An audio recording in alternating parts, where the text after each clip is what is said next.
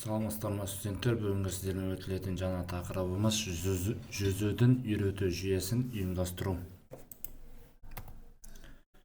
Жүзуді үйрету педагогикалық тұрғыдан күрделі әрі жауапты процесс. Себебі ол тек спорттық дағдыны қалыптастырумен шектелмейді. Сонымен қатар судағы қауіпсіздік, еркін қозғалыс, төзімділік және дене шынықтыру мақсаттарын қамтиды. Жүзуді үйрету жүйесі алдын ала жоспарланған, кезең-кезеңімен жүретін, әдістемелік және ұйымдастырушылық талаптарға сүйенетін үрдіс.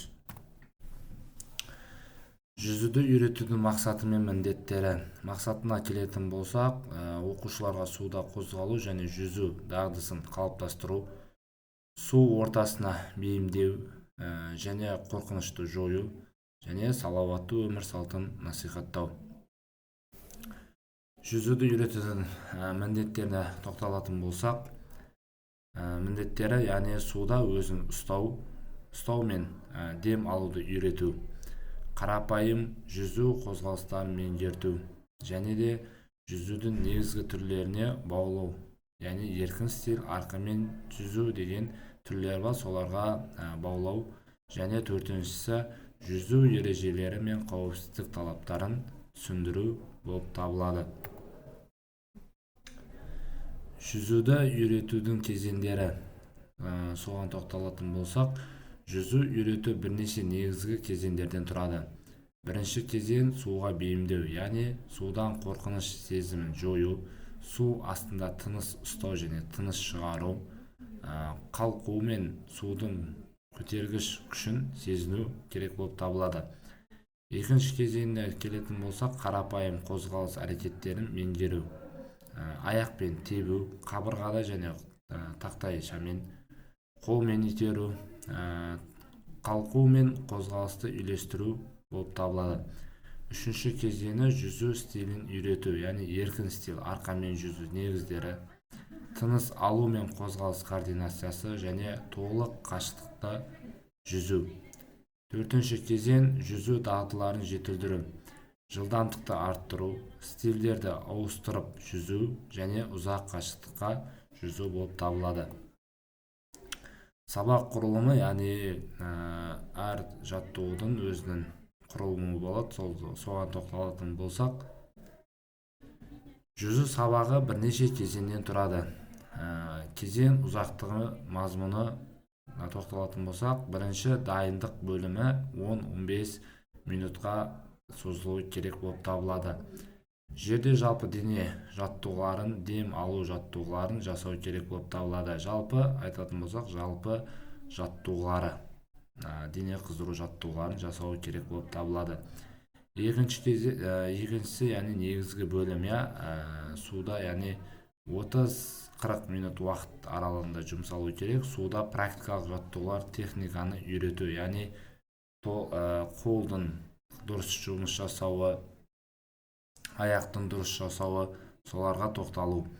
Және қорытынды бөлімде 5-10 минут бойы дем алу, созылу жаттығулары, рефлексияларды үйрену керек болып табылады. Әдістер мен тәсілдеріне тоқталатын болсақ, теориялық әдістер түсіндіру, көрсету, бейне құралдарды қолдана отырып әдістерді көрсетуімізге болады. Практикалық әдістеріне келетін болсақ, көру арқылы үйрену, яғни мұғалім көрсетеді, немесе басқа жарыстарда апарып көрсетуге болады. Сол сияқты көрсету әдістері бар.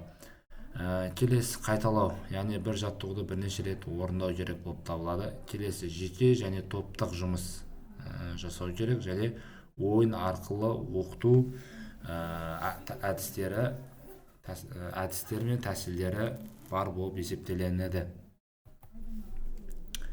Құрал жабдықтарына келетін болсақ, қалқымалы тақтайшалар, даска, яғни дасканың үстінде жүзіп үйрену бастапқы кезеңде, кейін арнайы белбеулер, яғни одан кейін қолға арналған қалтқа, яғни қолға да тағып арқылып күш алуға арналған өзінің арнайы құралы бар.